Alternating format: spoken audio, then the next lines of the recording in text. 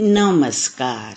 सुनो कहानी श्रृंखला के अंतर्गत प्रस्तुत है एक और कहानी लक्ष्मा, जिसकी लेखिका हैं महादेवी वर्मा जी। धुल धुल कर धूमिल हो जाने वाले पुराने काले लहंगे को एक विचित्र प्रकार से खोसे, फटी मटमैली ओढ़नी को कई फेंट देकर कमर से लपेटे और दाहिने हाथ में एक बड़ा सा हंसिया संभाले लक्ष्मा नीचे पड़ी घास पत्तियों के ढेर पर कूदकर खिलखिला उठी। कुछ पहाड़ी और कुछ हिंदी की खिचड़ी में उसने कहा, हमारे लिए क्या डरते हो? हम क्या तुम्हारे जैसे आदमी हैं? हम तो हैं जानवर। देखो हमारे हाथ पांव, देखो हमारे काम। मुक्त हंसी से भरी यह पहाड़ी युवती न जाने क्यों मुझे इतनी भली लगती है। धूप से झुलसा हुआ मुख ऐसा जान पड़ता है जैसे किसी ने कच्चे सेब को आग की आंच पर पका लिया हो। सूखी सूखी पलकों में तरल तरल आंखें ऐसी लगती हैं मानो नीचे आंसुओं के अथाह जल में तैर रही हों और ऊपर हंसी की धूप से सूख गई हों। शीत सहते सहते ओठों पर फैली नीलिमा सम दांतों की सफेदी से और भी स्पष्ट हो जाती है। दिन रात कठिन पत्थरों पर दौड़ते दौड़ते, पैरों में और घास काटते काटते और लकड़ी तोड़ते तोड़ते हाथों में जो कठिनता आ गई है, उसे मिट्टी और गोबर की आर्द्रता ही कुछ कोमल कर देती है। एक ऊंचे टीले पर लक्ष्मा का पहाड़ के हृदय पर पड़े छाले जैसा छोटा घास फूस का घर है। बाप की आंखें खराब हैं, माँ का हाथ टूट गया है और भतीजी भतीजे की माता परलोकवासिनी और पिता विरक्त हो चुका है। सारांश यह है कि लक्ष्मा के अतिरिक्त और कोई व्यक्ति इतना स्वस्थ नहीं जो इन प्राणियों की जीविका की चिंता कर सके। और इस निर्जन में लक्ष्मा कौन सा काम करके इतने व्यक्तियों को जीवित रखे, यह समस्या कभी हल नहीं हो पाती। अच्छे दिनों की स्मृति के समान एक भैंस है। लक्ष्मा उसके लिए घास और पत्तियां लाती है, दूध दुहती, दही जमाती और मट्ठा बिलोती है। गर्मियों में झोंपड़े के आसपास कुछ आलू भी बो लेती है, पर इससे अन्न का अभाव तो दूर नहीं होता, वस्त्र की समस्या तो नहीं सुलझती। लक्ष्मा की जीवन गाथा उसके आंसुओं में भीग भीग कर अब इतनी भारी हो गई है कि कोई अथक कथावाचक और अचल श्रोता भी उसका भार वहन करने को प्रस्तुत नहीं। सभ्यता के शेष चिन्हों से 60 मील दूर स्थित एक गांव में लक्ष्मा का विवाह हुआ था। उसके ससुराल में बहुत जमीन थी, बहुत खेती होती थी, बहुत गायें भैंस बैल पले थे। सारांश यह है कि सभी कुछ बहुत था, पर कठोर भाग्य ने अपना व्यंग्य छिपाने के लिए एक स्थान निकाल ही लिया। उसका पति पागल तो नहीं कहा जा सकता, पर उसका मानसिक विकास एक बालक के विकास से अधिक नहीं हो सका। पागल लड़के की बुद्धिमती और परिश्रमी बहू को सास ससुर चाह सकते हैं, पर देवर जेठों के लिए तो वह एक समस्या ही हो सकती है, क्योंकि उसकी उपस्थिति में भाई की संपत्ति का प्रबंध करना भी आवश्यक हो जाता है और उसे आत्मसात करने की इच्छा रोकना भी अनिवार्य हो उठता है। अनेक अत्याचार सहकर भी जब लक्ष्मा ने अपना अधिकार छोड़ने की इच्छा नहीं प्रकट की, तब एक बार वह इतनी अधिक पीटी गई कि बेहोश हो गई और मृत समझकर खड्ड में छिपा दी गई। कैसे वह होश में आई और किस असह्य कष्ट से घसीट घसीट कर खड्ड के पास दूसरे गांव तक पहुंच सकी, यह बताना कठिन होगा। अपने संबंधियों के अत्याचार के संबंध में उसने एक शब्द भी मुंह से निकलने न दिया, क्योंकि इससे उसके विचार में घर की मर्जाद चली जाती।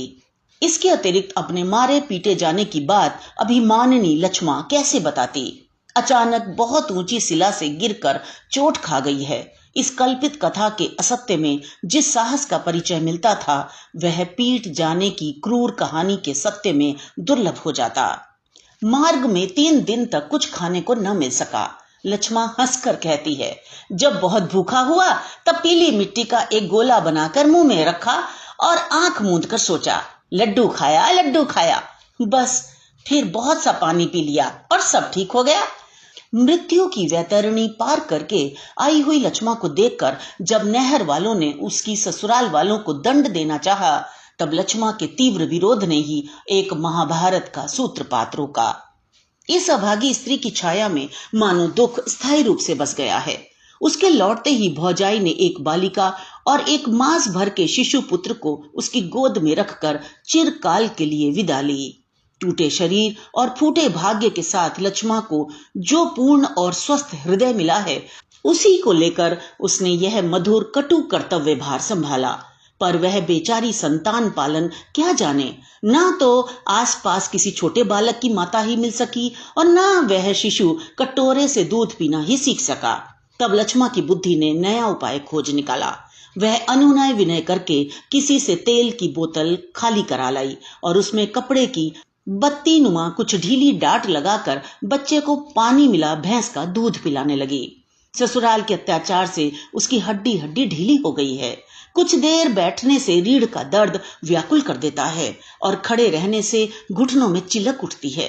पर उसने बिना किसी की सहायता के रात रात भर खड़े रहकर, दिन दिन भर चुके रहकर अपनी भाभी की धरोहर को पाल लिया।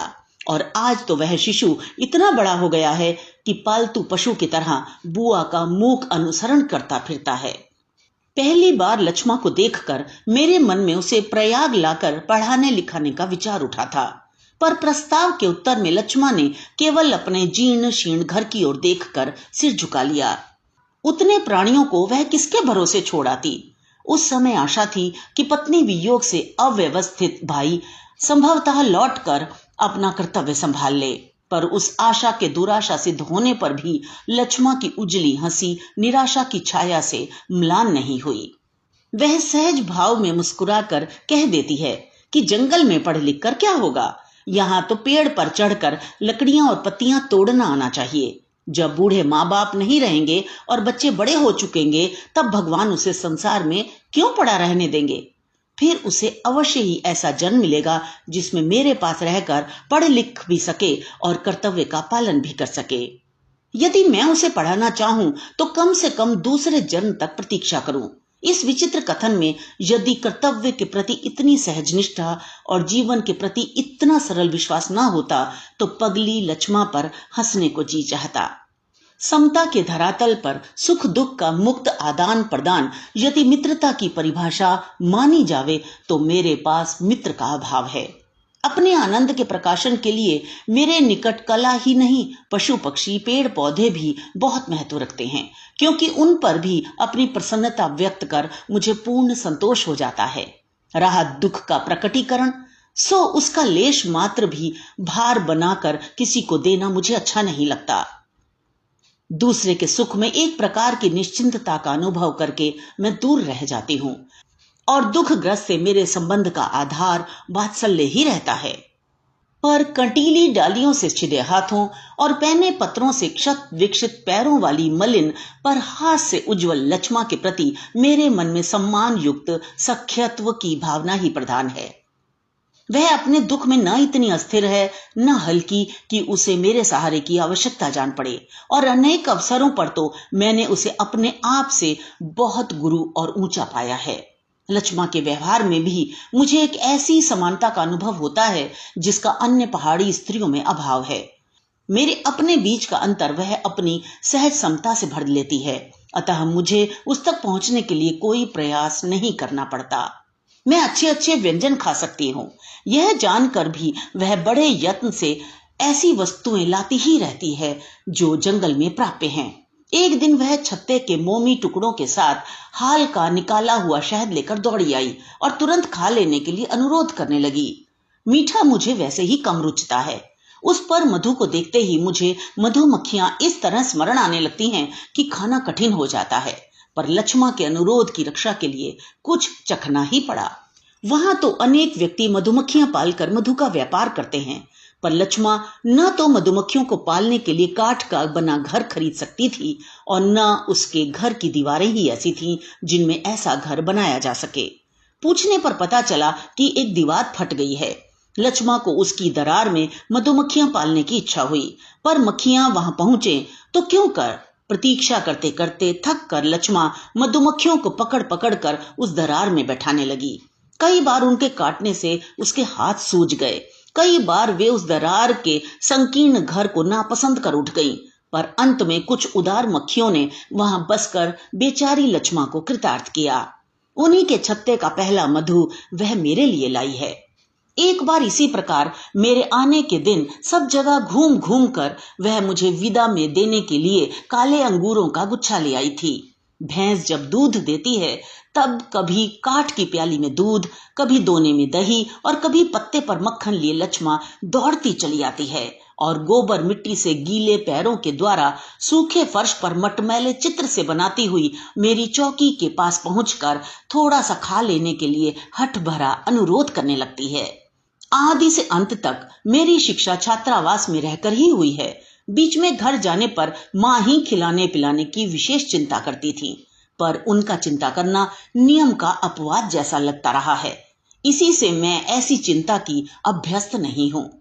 पढ़ना समाप्त करते ही मैंने स्वयं अनेक विद्यार्थियों की चिंता करने का कर्तव्य स्वीकार कर लिया, अतः मुझे हट कर खिलाने वाले व्यक्तियों का अभाव ही रहा है। लक्ष्मा का हट करना मेरे आरोपित और कल्पित बड़प्पन को दूर कर मुझे फिर बचपन की सहज और स्वाभाविक स्थिति में पहुंचा देता है। वह अपनी ममता में सरल है। अपने लिखने पढ़ने में बहुत व्याघात पढ़ते देख एक दिन मैंने खिजलाकर लक्ष्मा से कहा, अब आने पर मैं सामने वाले पहाड़ की सुनसान चोटी पर कुटी बनाकर रहूंगी, जहां कोई ना पहुंच सके। निरंतर सबके भोजन की चिंता करते करते वह जान चुकी है कि भोजन की समस्या सहज सुलझने वाली नहीं होती और बिना उसे सुलझाए संसार का कोई काम संभव नहीं। निर्जन में कहीं मैं भी इसी समस्या में उलझ कर न रह जाऊं, यही सोचकर उसने जो उपदेश गर्भित अनुरोध किया वह उसी के योग्य था। लक्ष्मा की इच्छा है कि जब उसकी भैंस की 2 वर्ष की पड़िया 4 की होकर दूध देने लगे तब पहाड़ की ऊंची चोटी पर जाकर रहूं। तब एक भैंस का दूध बूढ़ा बूढ़ी और बच्चों के काम आएगा और दूसरी का मेरे। वह प्रतिदिन नियम से 1 सेर दूध, 1 सेर दही, 2-4 आलू और लकड़ी पानी आदि वहां पहुंचा आया करेगी। वह बोलेगी भी नहीं, देखेगी भी नहीं, केवल दरवाजे पर सब कुछ रखकर लौट आया करेगी। फिर जब मेरी मोटी पोथी लिखी जा चुके और मैं अकेले रहते रहते ऊब जाऊं तो लक्ष्मा लक्ष्मा पुकारते ही वह 100 काम छोड़कर वहां पहुंचेगी और सब सामान यहां तक कि कुटी का छप्पर भी ढोकर नीचे ले आएगी। इस महत्वपूर्ण प्रस्ताव के अंत में जब लक्ष्मा बड़ी विनीत गंभीरता से मेरे मुख की ओर देखने लगी तब मैं विस्मय से बोल ही न सकी। एकांत और निर्जन सहज प्राप्य है। मोटे मोटे पोथे लिख लेना भी कठिन नहीं, पर लक्ष्मा जैसा अकारण ममतालु सहायक दुर्लभ ही रहेगा। लक्ष्मा का यह कथन कि उसके पास भाग्य की कमी है, समझ की नहीं, बहुत कुछ सत्य है। एक बार मेरा हिमालय का चित्र बनाना देखते देखते वह बोल उठी, सामान मिलता तो मैं ठीक ठीक बर्फान उतार देती। मैंने उपहास के भाव से प्रश्न किया, क्या क्या चाहिए? लक्ष्मा ने कुछ विचित्र भावभंगी से जो उत्तर दिया उसका अर्थ था कि उसे एक बड़ा सा नीला कागज चाहिए और सफेद और हरा रंग। फिर वह एक बहुत ऊंची चोटी पर किसी समतल चट्टान के ऊपर अपना नीला कागज बिछाकर दिन भर बैठेगी और कहीं दीवार की तरह खड़े, कहीं छप्पर की तरह फैले और कहीं मंदिर के समान कलशदार हिमालय को उतारेगी। नीला कागज आकाश रहेगा, सफेद से बर्फ बनेगी और हरे से देवदार पेड़।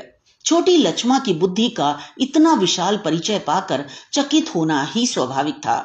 मुझे सफेद कागज पर प्रयास से नीला आकाश बनाते देख उसने नीले कागज की बात सोच ली होगी।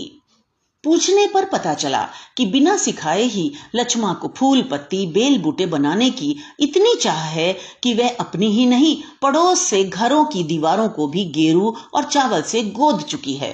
उसकी चित्र रचना में चाहे अर्थ कुछ ना रहे, पर बनाने वाली उंगलियों का अपटु परिश्रम और साधनहीनता तो प्रत्यक्ष हो ही जाती है। इसी प्रकार देखते देखते वह कुछ कुछ बुनना भी जान गई है, पर ऊन और सलाइयों के अभाव में बूढ़े बाप के लिए स्वेटर बुनने की इच्छा साकार न हो पाई। दूसरों से उसकी निराशा का कारण जानकर मैंने उसे वे वस्तुएं मंगवा दी अवश्य, पर यदि सर्दी में पिता की रक्षा का प्रश्न न होता तो वह इन सब को छोड़कर भाग खड़ी होती, इसमें संदेह नहीं। मुझ पर उसका स्नेह कम नहीं है, पर उस स्नेह को साधन बनाकर छोटे छोटे स्वार्थ की सिद्धि भी उसे अभीष्ट नहीं रही। साधारणतः असंख्य सुविधाएं और विविध अभाव पहाड़ी जीवन में स्वार्थ भावना को बहुत स्थूल और स्पष्ट रूप दे देते हैं, पर लक्ष्मा के जीवन को मैंने इसका अपवाद ही पाया। मुझे उसकी स्वाभाविक हंसी के पीछे छिपे आंसुओं को खोजना पड़ता है और उन आंसुओं के नीचे छिपे कारणों का पता लगाना पड़ता है। फिर अंत में, हम तो ऐसे ही जंगली हैं, हमें क्या चाहिए आदि के द्वारा लक्ष्मा मेरा सारा परिश्रम निष्फल किए बिना नहीं रहती। हृदय से इतनी स्वच्छ लक्ष्मा को बाहर से मलिन ही रहना पड़ता है। कभी कभी तो अपनी मलिनता पर आप ही झुंझलाकर वह कह उठती है, मैं तो इतनी मैली हूं, मुझे भीतर मत आने दो, बाहर ही रोक दिया करो, देखो तो सारा का सारा घर कैसा लगने लगता है। उसके इस प्रकार के उद्गार स्वयं अपने ही प्रति हुआ करते हैं, क्योंकि उनके उपरांत वह मुझे सफाई देने लगती है। पांव तो सवेरे ही मलमल कर धोए थे, पर आधे रास्ते में भैंस को घास डालन लौट जाना पड़ा। लहंगा तो कल पत्थर पर मोगरी से पीट पीट कर छांटा था, पर बच्चे ने मिट्टी भरे हाथ पहुंच दिए। ओढ़नी तो परसों झरने में धोकर सुखाई, पर घास बांधने की रस्सी बीच में टूट गई और इसी से बांध कर लाना पड़ा। न जाने किस युग में लक्ष्मा के पास एक काठ की कंघी थी। फिर जब से वह खोई, तब से झरने में धोकर बहुत उलझे बालों को नोचकर फेंक देना ही उसका प्रसाधन हो गया है। मेरे यहाँ एक पुराने काले कंघे का उपहार पा लेना उसके लिए एक असंभावित घटना हो गई। उस कंघे को दराती के साथ कमर में खोसकर वह पहाड़ के किस किस कोने में किस किस झरने की सहायता से श्रृंगार नहीं करती फिरी, यह बताना कठिन है। पर उसकी विचित्र केश रचना जनित प्रसन्नता देखकर आंसू आए बिना नहीं रहते। श्रृंगार के असंख्य अभूतपूर्व साधनों से भरी 20वीं शताब्दी में भी जिस स्त्री के लिए इतनी तुच्छ वस्तु दुर्लभ है, उसके दुर्भाग्य को कौन सा नाम दिया जाए। एक बार अन्य स्त्रियों से सुना कि लक्ष्मा न जाने क्या धूप दीप करके उनकी संतान का अमंगल मनाती रहती है। पूछने पर पता चला कि वह संतान का तो नहीं, पर कुछ आंखों का अमंगल अवश्य मनाती है। उसके घर न जाने कब की पुरानी और कीड़ों की खाई हुई दुर्गा की तस्वीर है। सवेरे सांझ उसके सामने कुछ अंगारे रखकर और उन पर कुछ सूखी पर सुगंधित पत्तियों की धूप डालकर वह कह लेती है कि जो उस पर बुरी दृष्टि डाले उसकी आंखें जलकर क्षार हो जावें। दूसरों की आंखों का अमंगल चाहने से किसी की पवित्रता की रक्षा नहीं होती, क्योंकि वास्तविक पवित्रता का प्रमाण तो यही है कि मलिन से मलिन दृष्टि भी उसका स्पर्श कर पवित्र हो जावे।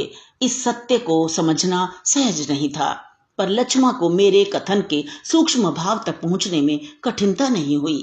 तब से उसके धूप दीप में अपनी ही नहीं सबकी कल्याण कामना रहती है। यह पर्वत की कन्या जितनी निडर है उतनी ही निश्चल।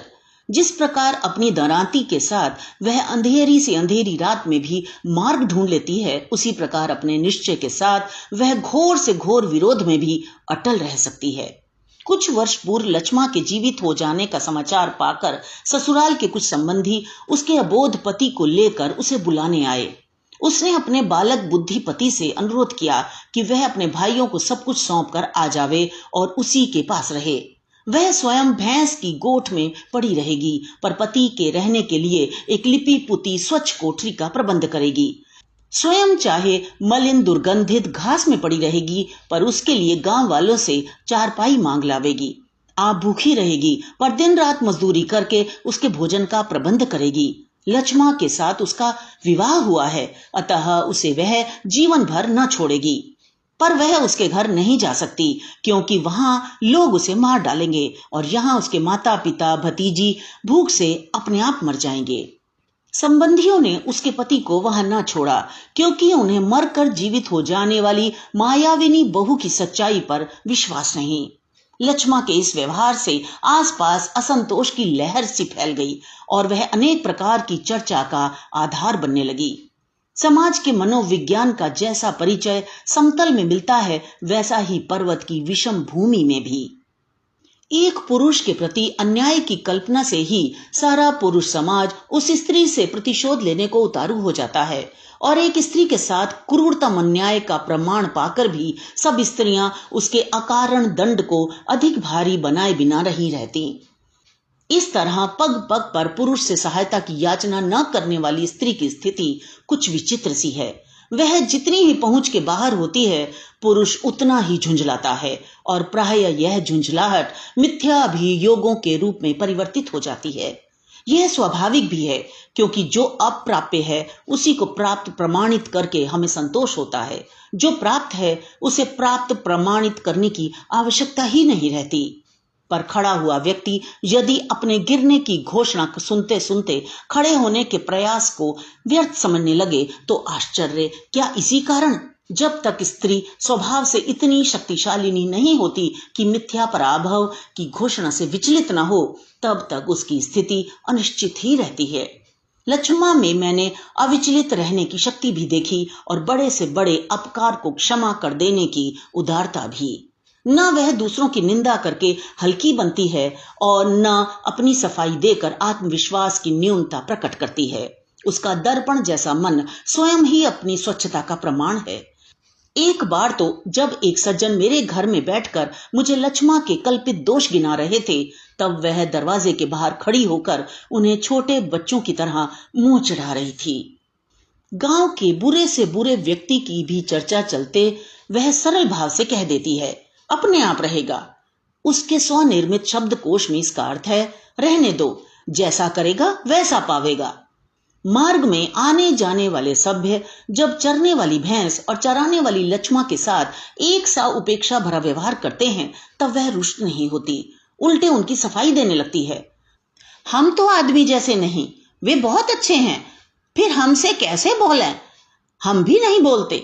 तुम बहुत अच्छा नहीं करते क्योंकि हमसे बोलते हो, पर तुम हमसे अच्छे बोलते हो, इसी से हम तुमको घेरते हैं। ऐसे टूटे फूटे वाक्यों में लक्ष्मा का जो तात्पर्य छिपा रहता है उसे पूर्णतः समझ लेना चाहे सहज न हो, परंतु इतना तो समझ में आ ही जाता है कि उसके अपनी लघुता पर संकुचित हृदय में किसी के प्रति कोई दुर्भावना रखने का स्थान नहीं। मेरे आने का दिन लक्ष्मा के लिए बहुत व्यथा भरा दिन रहता है। भैंस दूहकर वह मेरे यहाँ दौड़ आती है, पानी भरकर वह फिर एक चक्कर लगाने चल देती है, बच्चों को रोटी देकर वह फिर एक फेरी दे जाती है। जैसे जैसे मेरा सामान बंधता है वैसे वैसे मानो लक्ष्मा के जोड़ जोड़ के बंधन शिथिल होते जाते हैं। 1 मील तक मुझे पहुंचाने का उसका नियम है। मील का दूसरा पत्थर आते ही जब मैं उसे लौट जाने का आदेश देती हूँ, तब वह खोई सी खड़ी हुई बार बार आंखें पोंछकर दृष्टि से ही कुछ दूर तक मेरा अनुसरण करती रहती है। पहाड़ी राह तो हमारे यहाँ की लंबी चौड़ी सड़क नहीं है। 4 पग चलकर ही कभी दाहिना ओर मुड़ जाना पड़ता है, कभी बाईं ओर, कभी कोई पेड़ दृष्टि रोक लेता है तो कभी कोई शिलाखंड। मेरी दृष्टि से ओझल हो जाने पर भी लक्ष्मा का आंसुओं से गीला कंठ दूर तक सुनाई देता रहता है, संभाल के जाना, जल्दी लौटना, अच्छा अच्छा। इन दिनों लक्ष्मा के सामने भूखे मरने का प्रश्न नहीं रहता। सेब के बाग फलों से लदे हुए हैं। पेड़ों के नीचे गिरे कच्चे और खट्टे सेब वहीं सूख या सड़ जाते हैं, इसी से कोई उन्हें लेने से नहीं रोकता। आजकल किसी भी पेड़ के नीचे बैठकर लक्ष्मा सेर 3 पाव खट्टे और ना खाने योग्य सेब गले के नीचे उतार लेती है और फिर 2-2 दिन तक निराहार काम में लगी रहती है। पर धीरे धीरे वह जाड़ा आ रहा है जब धरती के हृदय पर दुख भार के समान 3-3 फुट ऊंची बर्फ जम जाएगी, जब लोग अपने अपने घर में आग तापते हुए पुरानी कथाओं को नए ढंग से कहेंगे, जब संपन्न और निर्धन सब अपने संचित अन्न के भरोसे प्रकृति की तरल पर क्रूर क्रीड़ा का उपहास करेंगे, जब कुछ पशु नीचे के गर्म गांवों की ओर भेज दिए जाएंगे और कुछ सुखाई हुई घास देकर गर्म गोंडों में सुरक्षित रखे जाएंगे, और तब विकलांग बूढ़ों, असमर्थ बालकों और आरक्षित पशुओं को लेकर लक्ष्मा क्या करेगी? मुझे उसका कोई समाचार नहीं मिलता। यह सत्य भी है और नहीं भी। वह पढ़ी लिखी होती तो पत्र लिखने की सुविधा रहती। यह सुनकर लक्ष्मा एक विचित्र भाव भंगिमा के साथ अपनी अटपटी सी भाषा में उत्तर देती है, हम तो अपने जैसी चिट्ठी लिख लेते हैं, एक टीले पर बैठकर सोचते हैं, यह लिखा वह लिखा, यह ठीक लिखा गया, यह लिखना अच्छा नहीं हुआ। फिर जब मन में आता है कि चिट्ठी गई, तब उठकर खुशी से घास काटते हैं, लकड़ी तोड़ते हैं, क्या हमारा लिखा नहीं पहुंचता? कागज, कलम, स्याही और अक्षरों से शून्य तथा पोस्ट ऑफिस की सहायता से बिना भेजी गई चिट्ठी की बात सुनकर किसे हंसी नहीं आएगी? पर जब सर्दियों में मैं अचानक ही यहाँ के कमरे को छोड़कर उस हिम से मूर्छित पर्वत की ओर जाने को उद्यत हो जाती हूँ, गर्मियों में सभ्य समारोह से मुखरित पर्वतीय सौंदर्य का निरादर कर उस व्यथा से नीरव हिमानी के कोने में पहुंचने के लिए विकल हो उठती हूँ, तब मुझे निरक्षर लक्ष्मा की चिट्ठी नहीं मिलती। यह कौन कह सकता है? तो ये तो थी मजेदार कहानी। मुझे आशा है आपने आनंद लिया होगा। इसे लाइक करें, दोस्तों के साथ शेयर करें और सब्सक्राइब करना बिल्कुल ना भूलें, ताकि महान साहित्यकारों की रचनाएं युगों युगों तक जीवंत रहें। तो मिलते हैं अगली मजेदार कहानी में। धन्यवाद।